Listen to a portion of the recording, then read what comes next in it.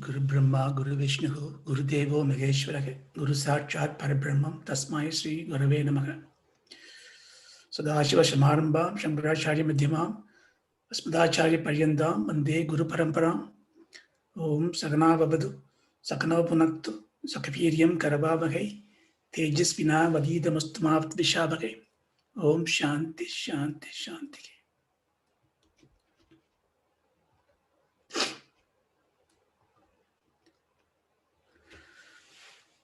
Om Yogena Chittasya Padena Vacham Malam Sarirasya Cha Vaityakena Yopakarotam Prabharam Muninam Patanjalim Pranjalim Anadosmi. Namaskaram. So we started the sutras that define the samadhis. So we recite those again and then we continue from where we left in the last class with a small recap.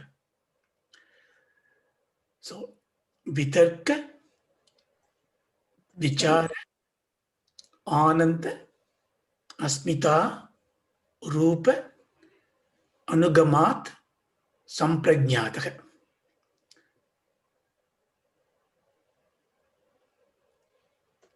You can repeat if you want. Vitarka, Vichara, Anandasmita,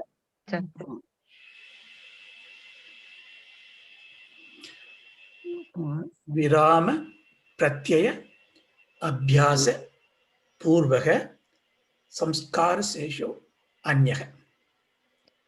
Virama, Pratyaya, Abhyasa, Purva, Samskara Sesho, Anyaha. Bhava Pratyayo, Videha Prakriti Layana. Bhavat Pratyayo, Videha Prakriti Layanam. Shraddha, Virya, Smriti, Samadhi, Prajna, Purvaka, Itaresham. Shraddha, Virya, Smriti, Samadhi, Prajna, Purvaka, Itaresham. Very good. So we have not seen the meaning of this sutra yet. So the 17 is defining Samprajnata Samadhi. So we saw in the last class briefly what is Samprajnata Samadhi. Then the 18 defines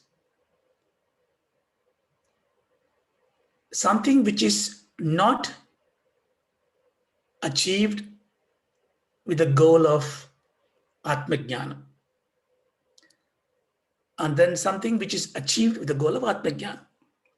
So in the 18, we talk about the Samadhi, which gives towards moksha, Asamprajnana Samadhi. And then in the 19, we see sometimes we can attain this Samadhi state or the power of mind without any spiritual goal. And he defines what it is. And then in the 20, he brings back to our goal. How do we actually achieve the Asamprajnana Samadhi? So we're going to go through them in detail now. So before that, I just wanted to complete what we started in the last class, the understanding of the word Samadhi. So this is not Samadhi of denoting somebody's burial or death. So we just passed away. So that is not the thing. Samadhi, you can very simply take as a very tranquil mind, truth-bearing mind, equipoise, balanced, peaceful, and so on and so forth. But you will see, now we saw 3 words in the last session. Samprajnata, Asamprajnata, and Dharma Mega. Just to recap, Samprajnata. Sam means the good. Pra denotes exhaustive, fully, complete. Jnata means the knowledge of the object that we are contemplating. So samprajnata means completely, fully, exhaustively, our mind is focusing on the object of contemplation. In other words, you are in egagram. Remember the four state we saw? Egagram is where the mind is singularly focused. So when we attain a piece of tranquility or peace of mind and tranquility, that state is called samprajnata samadhi. That's all we need to know. But it says samprajnata samadhi because you always have the understanding that you have a peaceful mind during that state. The mind is still active. You are aware of the mind. Therefore, there is a state in which even you transcend that. When you transcend that, they put the letter I in front of it, it becomes asamprajnata samadhi. So do not take it as asam, apra, ajnata. No, it's not like that. Samprajnata is one word. Samprajnata means which is not samprajnata. Therefore, it is something different. And what is that? Is that in which you don't even have the holding on to the mind. So this is what we need to understand. And Patanjali is going to explain that. And then we use the word Dharma Mega Samadhi. It is again not a state, but it is another aspect of explaining the status of being at the Asamprajnata Samadhi. This is Dharma Megam. Mega is the cloud. Dharma is virtuousness, righteousness. When you are in a state where you are just propagating, spreading righteousness, virtuousness, peace around you, you are in a Dharma Mega Samadhi. It's not something you aim for, but it is bestowed upon you. Okay, we saw the three words, but then you're going to have lots of words coming out in the subsequent sutras, or if you go to any books and read, or any acharya's lectures, and everybody gives a different meaning. Sagata Samadhi, Sabija Samadhi, Nirbijam, Nirvikalpam, Nirakaram, Savidakaram. So many words. So do we really need to understand all these words? Not necessarily. The very act of dhyanam, samadhi, is to transcend what is binding us, is it not? So what is binding us is the object, the forms, and the names. So we need to transcend the forms, transcend the names. Names are letters. So words are letters. So what's the point of learning all these words? But we are not there yet. Therefore, we understand what the words mean, at least to the level that we don't get viparita jnanam. When you read some other book and say, oh, this is nirbija samadhi, this is sabija samadhi, then you don't get confused. Why? I only learned samprajna samadhi, asamprajna samadhi. It is different. So you get a lot of confusion. We don't study to get more confused. We want to get clarity. So there is no need to know everything. There is no need to know all the words, all the explanation. But we do once. So that my goal, therefore, is to give you a better understanding of this complex number of set of words. You learn it and forget it. Because important is to achieve the goal. The second part is Samadhi the means or the end? If the yoga we learn and we practice, abhyasa vairagyam, leads us to be in a state of samadhi. And my vision of samadhi is somebody sitting there with the eyes closed. He may be however blissful he is. If that is what I'm going to go as the end of it, is that an end? Then what about my life? What about tomorrow? I need to go to office, take care of my family.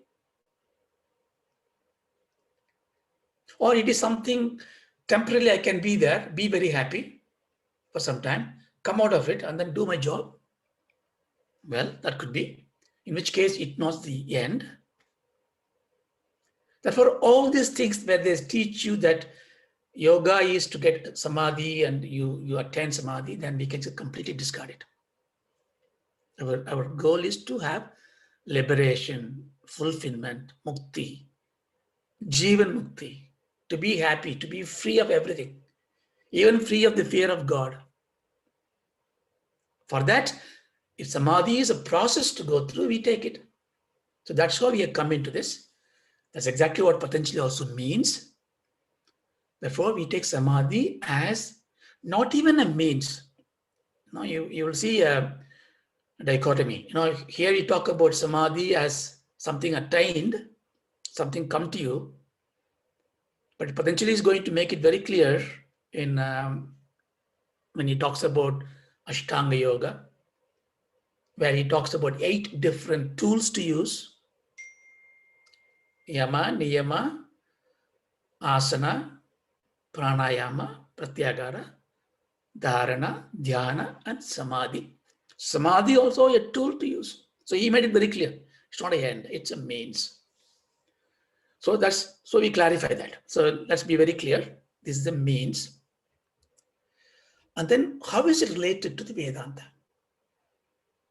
So very briefly, we'll understand, because it's very difficult to assimilate this and apply to our goal if you don't get clarity on. See, whenever you read anything, we must actually try to be in the author's mind. In what way not only reading anything, even communication. If somebody talks to you, there's a vachyartham, there's a meaning is there. And it may sometimes hurt us. But if you really take time to somehow think in what mind frame that word should have come out of his mouth, then it will change. So we need to understand in what context Patanjali said those. So, first of all, the samadhi, the word itself, does not appear in the 10 major Upanishads. Vedanta is about the Upanishad. Upanishad is Vedanta. Bhagavan Shankara has chosen to expand on the 10 Upanishad. Of course, there are 2 or 3 more also very interesting where he quotes. So there are few Upanishad purely talks about Atma Jnanam. And of course, there are other Upanishads added later. Like Garbha Upanishad talks about how the child comes into the body. Muktya Upanishad and Ganapati Atharvasisha Upanishad about rituals and worships, and so there are other Upanishads. We don't talk about that. So the major Upanishads do not use the word samadhi. That means it's not important. No, I remember Vivekananda was quoting, samadhi is the property of every human being, no, every animal, so that they come into samadhi. Only then alone, the true religion starts. So he says basically, if you are a religious person, your true religion starts when you have the experience of samadhi. Of course, he does not talk about in great detail, but what he therefore says is that we all experience the samadhi, the peace of mind, the tranquil nature, the truth-bearing mind that comes to you. You don't hold on to them. That's a problem. Therefore, samadhi is important. The Upanishads do not talk about it. These words do not exist. The close word is the past participle of this word, samahitam. So samahitam is there in Bhagavad Upanishad, The Yajnavalkya is Rishi who goes to Janaka. Janaka, as you know, is a very jnani. So he tells him, and he tells him that you are of a mind, your mind is very balanced. Samahita. So you are a Samahita. He talks about Danta, Santa, Samahita, which we saw that in the Tattvabodha, Samadhama, Tidiksha Uparati, Samadhana. We saw about the Samadhana. In Kathopanishad, an opposite of Samadhi is that. Sama. So the Yaman is telling Nachiketa that if your mind is not at Egagram. What is Egagram? Apara Vairagyam. Focused dispassion. Just focusing on only what you need to focus. If you are not on that, then it will be asamahitam. You will not have the equipoise.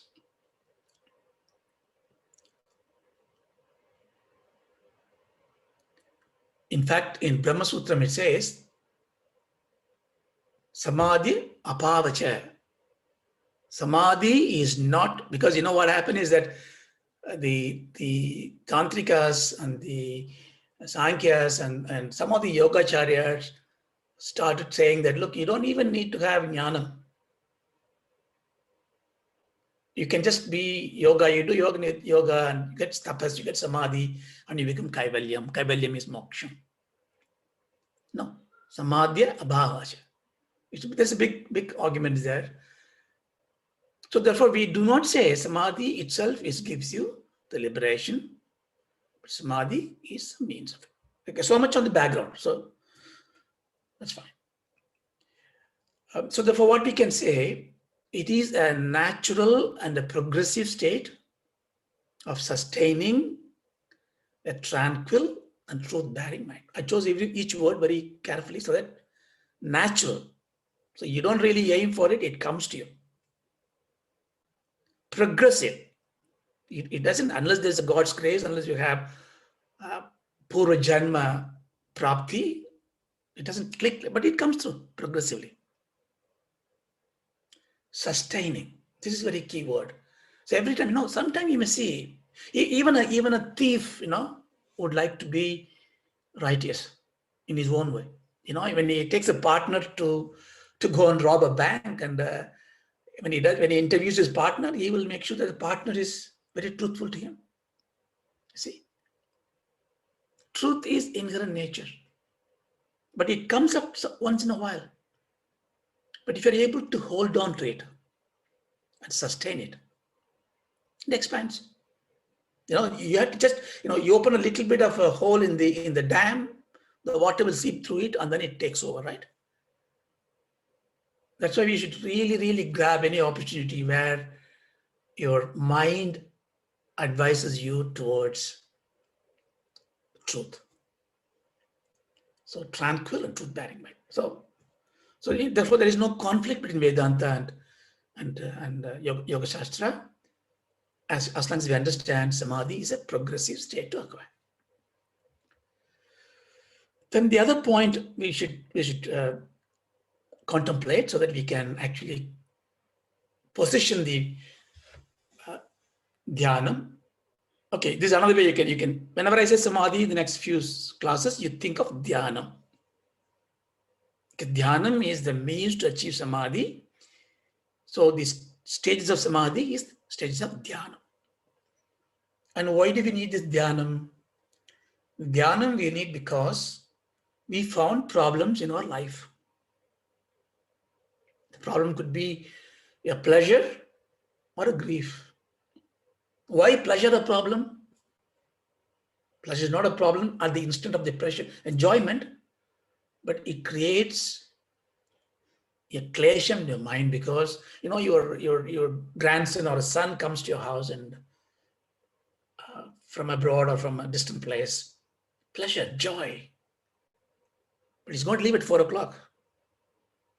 So the joy is actually laden with grief, klesham. So all this this thing because of ragadvesham. The ragadvesham happens because we separate ourselves from the object of experience. And where there is something other than you, there is fear. Is it not? Because when you are even alone, you think, oh, there may be somebody in the garden, somebody in the dark, somebody is out there. The dvaidam creates a fear. So therefore, all this mixture, ragadvesham, the grief and the despair, joy and the despair, the polarity of it, all this is samsara. So therefore, we know our starting point, liberation is therefore to get out of samsara. Not dying, but to manage it. To be a Jivan Mukta. And therefore, the Vedanta said, yes, you can do. The root cause of samsara is avidya. Avidya means ignorance. And then we ask the question, how can I be ignorant? I'm a postgraduate, MBA, PhD, I study a lot of things. How can I be ignorant? Then it says, no, the ignorance is not about objective knowledge about the things that are outside, because they are anatma, not you. The Atma Jnanam is Sri Vidya. Okay. So therefore, what is avidya? Avidya is not knowing who I am. Therefore, it's ignorance. And also, every other knowledge that takes me away from me knowing who I am. That's the reason why when you have to study, work, and enjoy the worldly stuff, they are all taking you away from the Atma Jnana. Therefore, we need to really retract, come back to this. That's where you need the apara vairagyam, focus, dispassion. Okay, I may have to engage in these worldly affairs, but let me allocate myself for half an hour in the morning. If you do Sandhya Vandanam 3 times a day, if you do puja, whatever times you do, so that's the time for me to come to Atma Jnana. So this is all we learned in this. So therefore, the key word there is avidya. And Vedanta takes you away, then he says, he thinks you will have all the qualification to pursue. But we realize we didn't have the qualification. Therefore, we come to Yoga Shastra and say, train me to get a qualification. Patanjali therefore says, fine, along with the avidya, I'll give you some more words. So you're going to give avidya, asmita, ahankara. So we are going to learn later in a sutra. You remember we saw the vritti to be klishtaha, aklishtaha. What is klishtaha? That which causes grief. That which causes samsara. So what are those that causes samsara? Patanjali has not told us. He's going to tell later. Of which I'm telling you 2 here. Avidya and asmita. Avidya we just learned briefly. Avidya is that which hides Atma Jnanam. That which hides who I am truly are. Asmita, I need to learn what it is. There are 3 more. Panchaklesham. 3 more.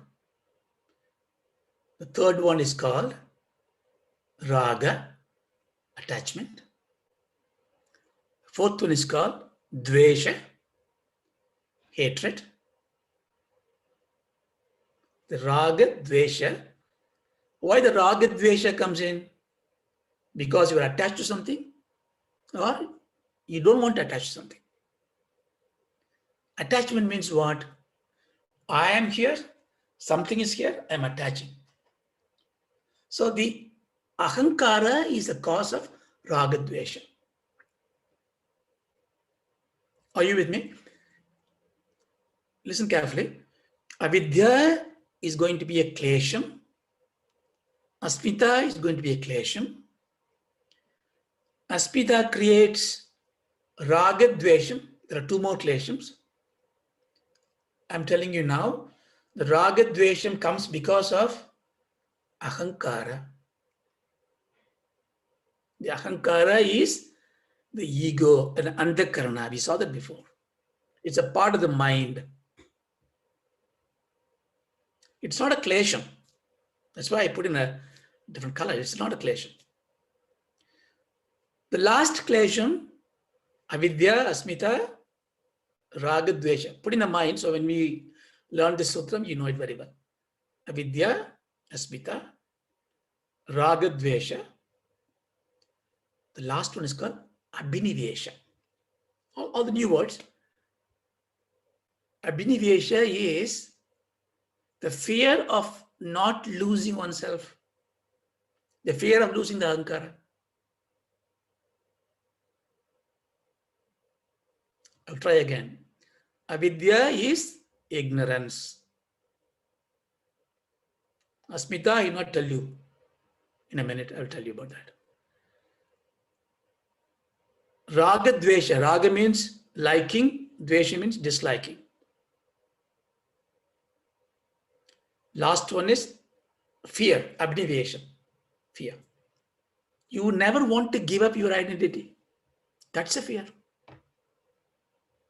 That's why we had the proud ego. Only to remove this fear, in our Sanatana Dharma, we ask youngsters to pray, surrender, fall at the feet of the elders. Because falling down means taking the crown off. We go on the shave of the head, we give up the hair to God. What's the point of the hair to God? That is, we are taking the crown off. It is very difficult.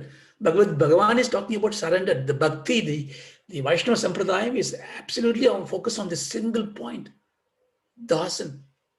Surrender, surrender, surrender. Because that's the key. The moment you can give up this surrender, give up your ego, your abhinivation goes, your klesham goes away. So when the ahankara goes away, the fear goes away, ahankara goes away, ragadvesham goes away. Then only asmita remains. Yeah. Now, what is the asmita? This is what I'm trying to say, because this is important to understand this samadhi. Now, just recollect in your mind very quickly. Panchaklesha, avidya, asmita, raga, dvesha, abhinivesha. Now we are focusing here, avidya and asmita, and the ahankara, which is the internal instrument.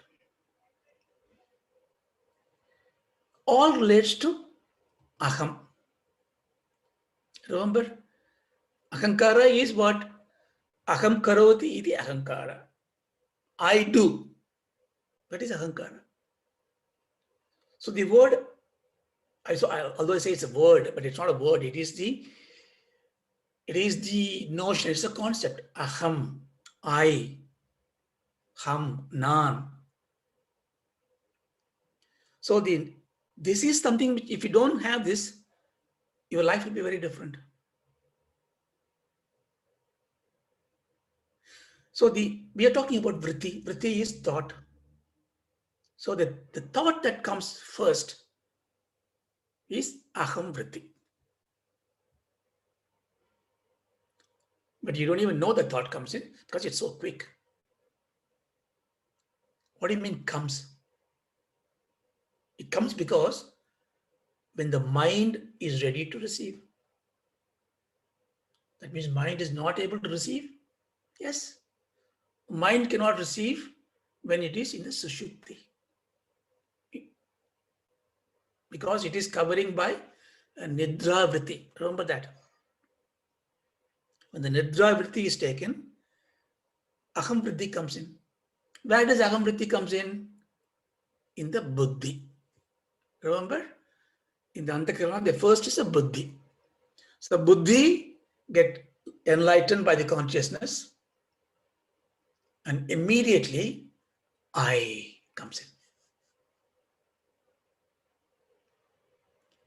Now that I-ness of the buddhi is asmita. Asmi in Sanskrit means am. I am. The ta means, ta is the suffix is ness, I-ness. So asmita means the I-ness, the notion of self. The notion of self first comes in the buddhi. See, the asmita is a very technical term. We don't normally use it outside the Patanjali Yoga Shastra, but he is helping us to differentiate from ahankara. Because asmita is the I-ness, ahankara is the effect of the I-ness. So if I'll say it slightly differently. So take the word aham. It's a concept. Aham is I. So in the empirical world means the practical world, I am this person, I am Raja, I am British, I am 5 foot 8 inches, whatever I say, I am. That is the Shetri, Angi, the one who holds his body, the Jiva. In empirically, I'm Jiva because you refer to me, oh, that is Raja going, that is Krishna going, Balaji going, Lakshmi going. So a Jiva is identified in empirical world. So that's also aham. But in your psychological world, in your own world, you will say, I know it, I enjoy it, I suffer it, I did it. So the karta, I am the karta, aham karta, aham bhokta, aham gneda, I am the one who knowing it. So when you attach the I with the act of knowing, act of doing, act of enjoying, kartutvam, bhoktvam, everything comes in. That doesn't happen outside. Nobody will tell you that you are a karta. Only you know it that you are a karta. So that is, when you talk that way, aham takes the form of ahankara. Empirically, aham is jiva. Psychologically, aham is ahankara. But when you transcend this is what we saw in Vedanta, that I am not this anatma, I am this atma. So the ontological term, aham, becomes jivan in the empirical term, ahankara in the psychological term. But when you transcend that, it becomes atma, purusha, tattvamasi, aham brahmasi. That means you need to transcend this. Transcend what? Transcend the avidya. But all this avidya, asmita, ahankara is all in this samsara, because avidya is maya. Maya is inert. Everything inert, insentient is prakriti. Therefore, as long as I am in prakriti, I cannot transcend the aham vritti. So therefore, this is where Patanjali's word kaivalyam comes in. Separation. I separate from this. You understand? So he is going to teach us in dhyana a state called asmita. So we are going to start with a different dhyana stage. And when you get the asmita state, you are very close to the aham vritti. You are still not, aham brahmasmi is not, state is not there. But you are in a state that you don't have ahankara. So you are moving away, still the I-ness is there. If the I-ness is there, it is samprajnana samadhi. You are cognizant of it, cognitive samadhi. So therefore you can see, it is not different from Vedanta. It is leading to help us in Vedanta. So there is a samadhi state that we need to achieve to be in asmita state. That means your dhyanam has to be I. Right? If I want to do dhyana and Shiva and Lakshmi and Parvati and Krishna, and well, you can do that.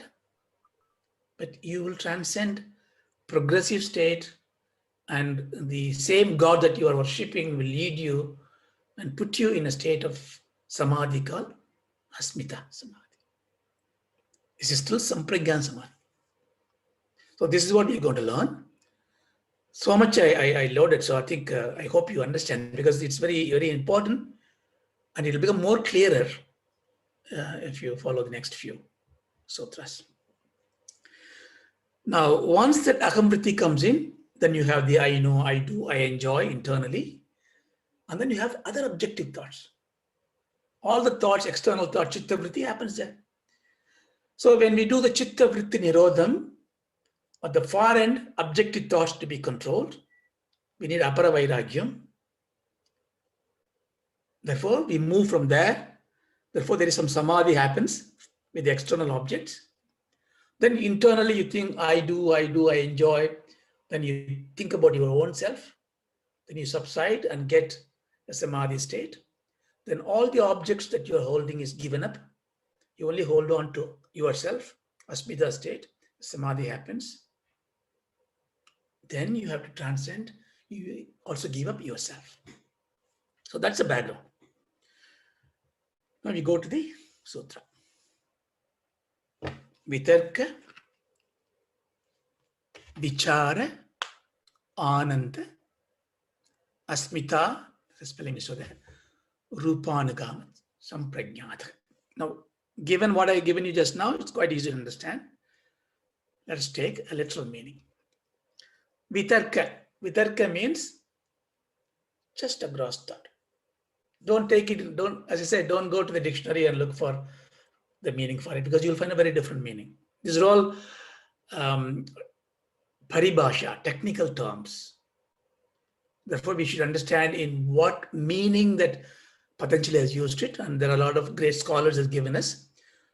That's what I'm giving you from learning from that. Vitarka means objective thought. So, talking about the world, talking about this book, about this house, about this corona disease, affected person, anything gross that your senses can get hold of. Now, he is now talking about vitarka samprajna samadhi, vichara samprajna samadhi. So he's basically defining 4 different samadhis. Samadhi also dhyanam for us. So you cannot think in your mind, vitarka dhyanam.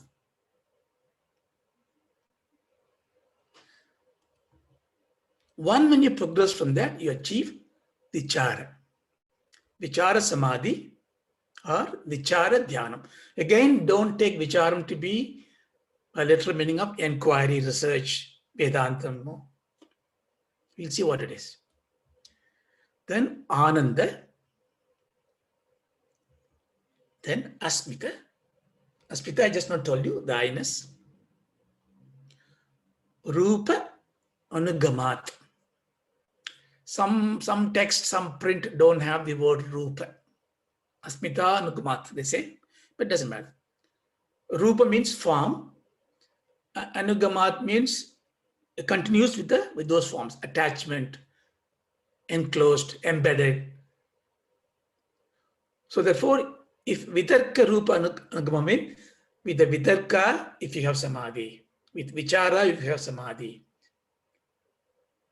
If you do that, it's called cognitive samadhi or samprajnata samadhi. So this cognitive samadhi, this is the word, important word. What it means, that when you are doing this dhyanam, or when you are in the state of samadhi, remember this word, dhyanam, I told you. When you do dhyanam, when you try all this dhyanam, don't ever think you will not have disturbance in your mind.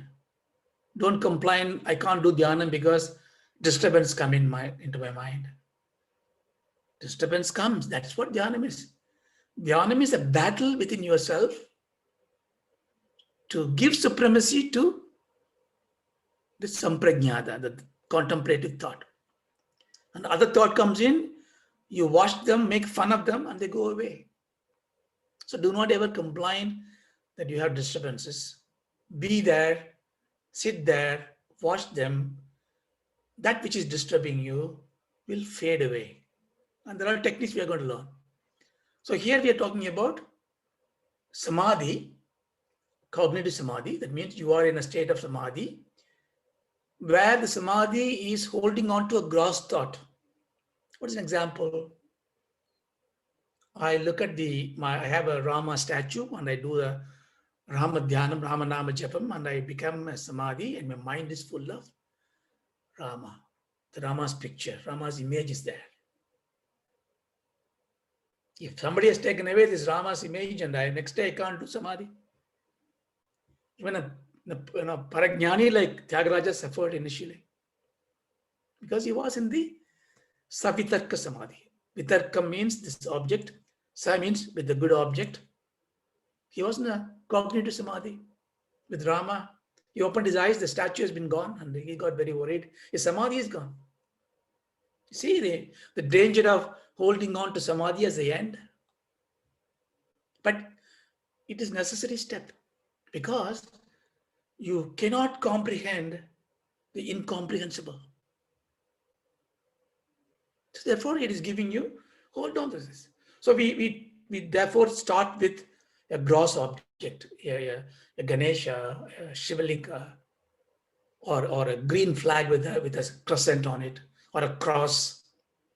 Whatever your religion, your Dharma teaches you, you take a tangible form that your senses can hold on to it, and you do dhyana. If you do the dhyana, it's called savitarka. The word prefix is added. Sa means good. Savitarka dhyana. And when you get a peace of mind in this, it's called a savitarka samadhi. So therefore, the literal meaning is samprajna samadhi is a samadhi of wisdom. Why it's called wisdom? You'll understand. It is a samadhi of peaceful intelligence, truth-bearing mind, but that appears with a company of the thought. The thought could be a gross thought, vitarkam, a subtle thought. Now, what is this subtle thought? I say, for example, okay, you do this, your guru says, this mantra, you do this, and then you put the Rama picture or Ganesha's picture, do the puja, think the image, do the dhyana. That's what they have given you as a diksha. And you attain a tranquil state. So vitarka samadhi you get. A stage of prajna, samprajna samadhi. And there comes a point, just you cannot really hold on to it anymore. If you are capable, now say for example, you are Ganesha's worshipper. We're talking about those who are believers in this.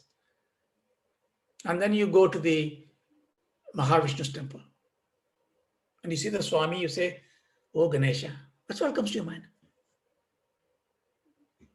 If you're wise, you just take.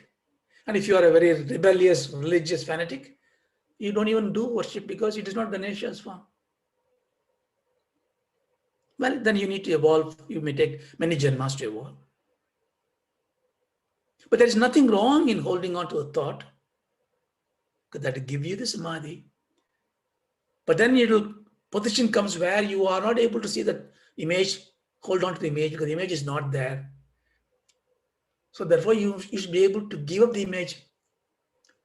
Savitarkam has to become nirvitarkam. Then you go to the Guru. The Guru says, right, you're able to now focus the mind. Forget about Ganesha. What is Ganesha to you? Sarvahitan, Karunyamurti. Okay, what is Karunyam? Compassionate, love. Okay, Guru says, go and do dhyanam on this compassion, love, prem. How can I focus my mind on compassion? But this is a subtle thought. We don't go to this level. This is the problem in all our ritual worship, because we stop in the first step. When we worship the God, you close your eyes, then your compassion should come. Whatever the form that you worship, so the gunas, sub-gunas of the Swami comes in. And you do dhyana. This is important to understand, because in the practical terms, when I say practical, I mean non-spiritual terms. You have to do you have a problem. I'm very miserly. I'm finding it difficult to give money to anybody. I like to do, like the Duryodhana was weeping and when he was in the deathbed. I know Dharma. I learned everything. I'm not a poor student. I am getting 95% score in my classes. I can write all the Dharma Sutras. I know it. But I was not able to execute it. Why? Because the contemplation on the subtle thought did not happen. So when you are a miserly person, your personality developer will charge you $100 and tell you, look, I will change your personality.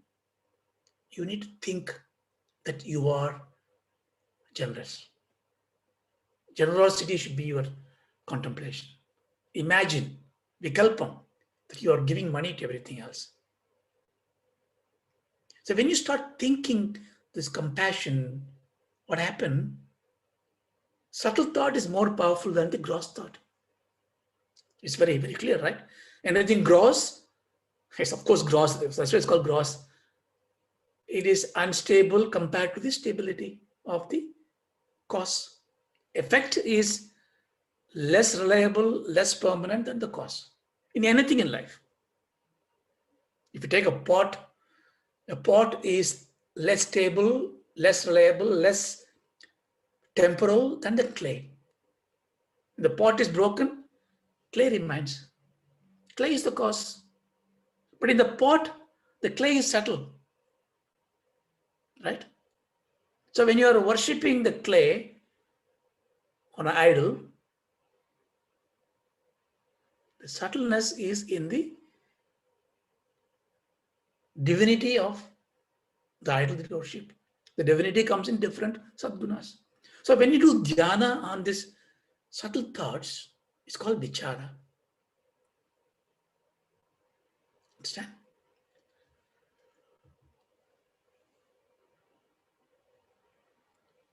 Then ananda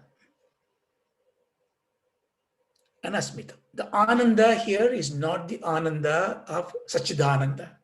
Sachidananda. That's not the ananda. It's not the bliss we are talking about.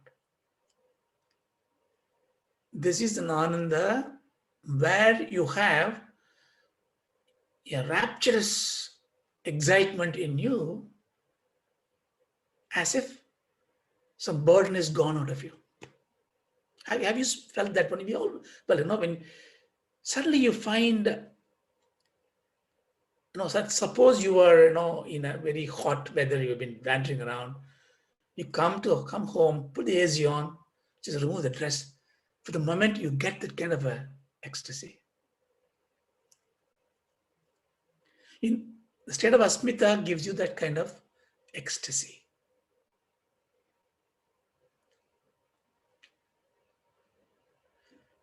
We will see what they are. But all these four, if you look at it, the Vitarka, Vichara, Ananda, Asmita, needs a hold. The hold is called Alambana. Alambanam is again a technical term we use in Vedanta also. Alambanam means a hold upon which you do a kalpitam, you make a superimposition. The turmeric, Ganesha, you do, the puja starts. Om Ganeshaya Namaha Avahayami. The Ganesha is an Alambanam. So when you do the puja and somebody asks you, Dad, what is it? The turmeric? No, it's not turmeric, it's Ganesha. You know it's turmeric, but you have an alambanam of it. Vedanta is going to say that the Atma had, on which everything is superimposed. So here you make it very simply. Alambanam is something to hold on. Because this definition, Samprajna Samadhi, is to hold on to something. So Vitarkam, Vicharam, Anandam, and Asmitam has to have an alambanam. So only 8 minutes there, so let me see what I can think. So what is this alambanam that we need? So to do this, let us understand anything that you apprehend has to be in a gross form. Every gross form has a subtlety in it. It's not, so you know this. Therefore, when you shift from the gross to subtle, the definition changed from vitarkam to vicharam. So to simply remember, when I worship a form, I'm in a vitarka dhyanam. When I worship the kalyana gunas, vichara form. So therefore you can think which is superior in elevation, you know it, vicharam. But then you must have the vitarkam to starting step, kindergarten. Then at some stage, I would forget all this compassion, all this thing will subside. I will be in a state of bliss. Not that Satchidananda bliss, but it's a state of being a joy that I am free from this trouble.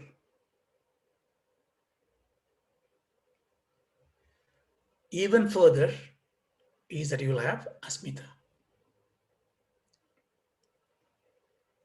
Now, what is that I can hold on to it?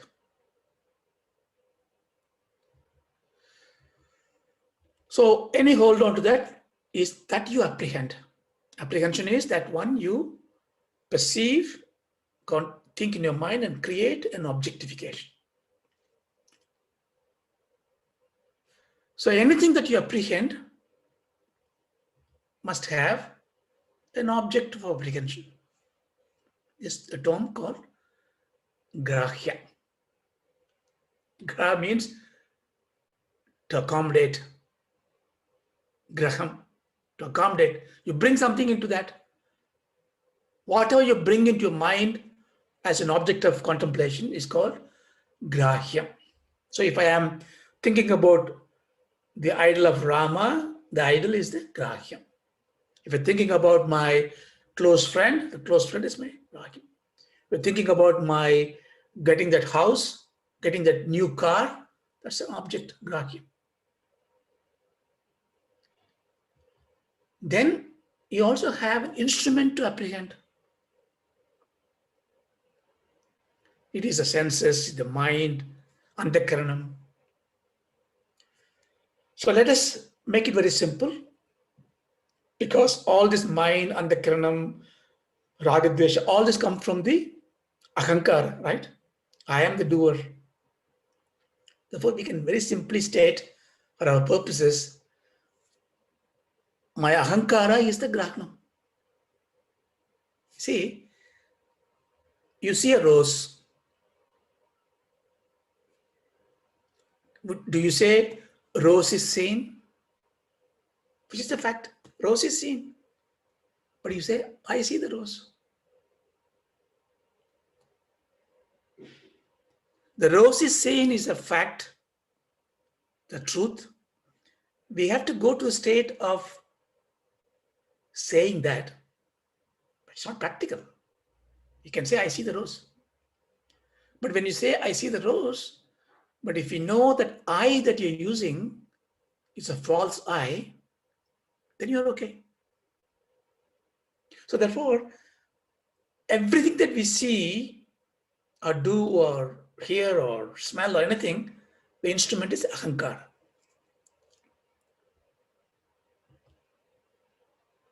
But there is an apprehender.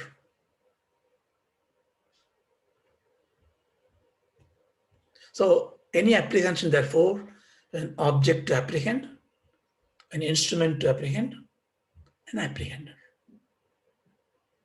So there are three things given. Now we know Sampringa Samadhi needs an alambanam, something to hold on to it. Therefore, it can hold on to the grahya. Or you can say it can hold on to the grahna. Or it can hold on to the vritti. This is it. So therefore, you see, we bring everything. So you can say my grahya could be my car, my house, my love, my Ganesha idol. It can be indefinite things. But we bring everything into one. Therefore, the vitarka dhyanam or vichara dhyanam is about contemplating on objects of apprehension. In other words, the grahyas. It can be gross, it can be subtle.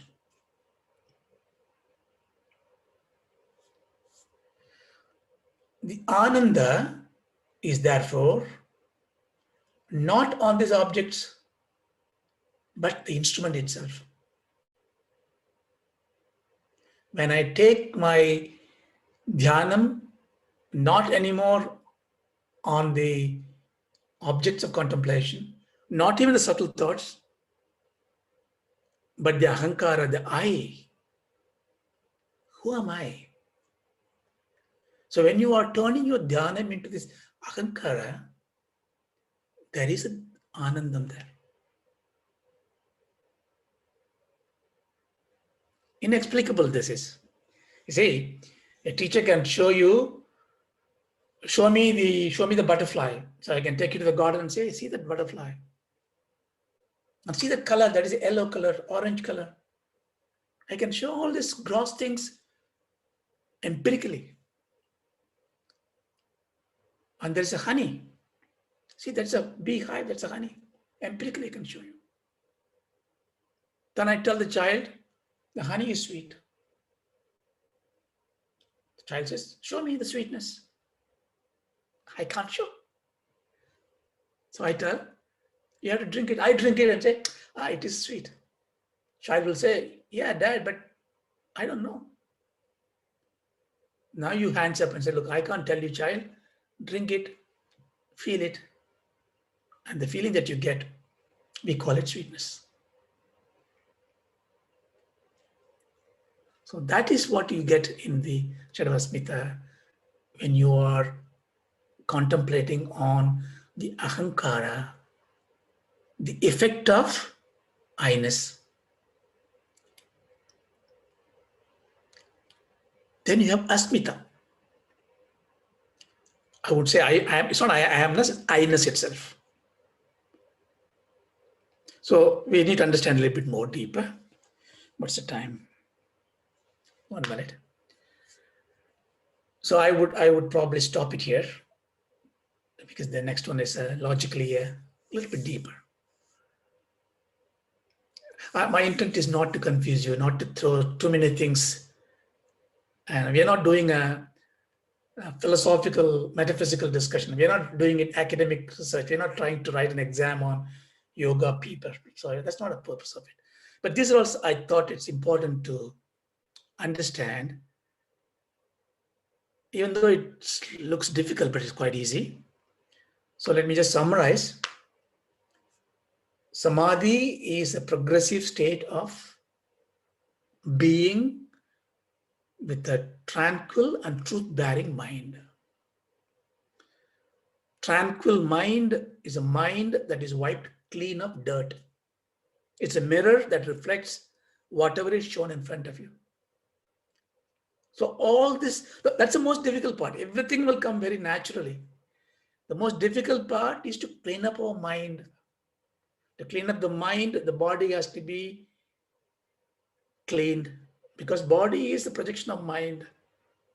Therefore, sattvic food, sattvic exercises, yoga, dhyana. The truth bearing, the tranquil mind bears the truth. How can it bear the truth? My mind shows me. So if it shows me, I see myself. Am I the truth? Yes. Clap yourself on it, because if the mind is clean and if you see yourself in it, is a truth-bearing mind. Therefore, what you see when Virochanan and Indra, Devendra are brothers. Virochanan becomes Asura. Devendran becomes the lord of the Devas. So they go to the Brahma. And Brahma, they ask them, look, I did all the tapas, samadhi, I transcend everything, and they talk about Atma, who I am. Who am I? What is Atma? He said, yeah, there is a mirror, that go and see in the mirror. Oh, sorry, there is a water there. Go and look yourself in the water. You will see the Atma. So both of them go and see themselves. Virochana looks, the moment he sees his face, he says, I know myself. This is Atma. I am that. Then he started doing things to his body. Trusted, because I am Atma. My Guru has told me, I see myself. So he dressed up himself, and body is everything. In fact, many karmas we do is the Virochana Paramparya. The body is, even the dead body, the body is, covered, cleaned up, adored. It's all Virochana. It's not in the early part of this Shastras. But it is taken. It's fine. Boga Ayadanam. But we know that the body is not us. So Virochana got stuck in this one, so he is enjoying life like that in Ashuraloka. Devendra could not sleep. He said, look, is that one? I don't think that. He goes back to Brahma, and Brahma is telling him, oh, then maybe the body is not, maybe you're breathing, but it's a different story. So he understands body is not me, Annamaya Kosham, Pranamaya Kosham, Manomaya Kosham, Vijnanamaya Kosham, Anandamaya. So he just discards one after the other. But here Patanjali gives you in a very simple way, tranquil mind. But what your Virochana looking at the water is looking at your mind. We never look at the mind. We always look at somebody's mind. We always think, what is he thinking when he's smiling at me? Was he mocking fun at me? We try to poke into somebody's mind. And then we create Viparita Jnana in our mind. But Dhyanam is telling you, look at your mind. That's why when you are starting Dhyanam, it's very difficult to sit. Because you are looking at your mind and it is full of junk. Frightening. That's why it's very difficult to take up Dhyan. You must have the courage to look at your own ugliness with a view to clean them up. So Dhyana is the housewarming party to clear up your house, your mental house. And we are afraid to do it. We even say that, every 2 weeks I clean up my car, my garage, my house. I go to the temple and that's worship me. Fine. Worship, what do? You come back and throw some more fragrance into your rubbish chute. That's not cleaning up. You have to empty your mind. So Dhyanam is therefore emptying the mind, cleaning up the mirror. So I will stop it here because that's a good way to stop. In the next class, we take the little bit more detail into this same sutram, and then we can be quick. So let's take the Shanti part. Om Ashatoma Satgamaya. Om Asatoma Sagamaya. Namashoma Jyotirgamaya. Tamasoma Jyotirgamaya. Pratyoma Amritam Gamaya. Mrityoma Mardam Gamaya. Om Shanti Shanti Shanti. Om Shanti Shanti Shanti. Thank you. Thank you. Thank you, Raja.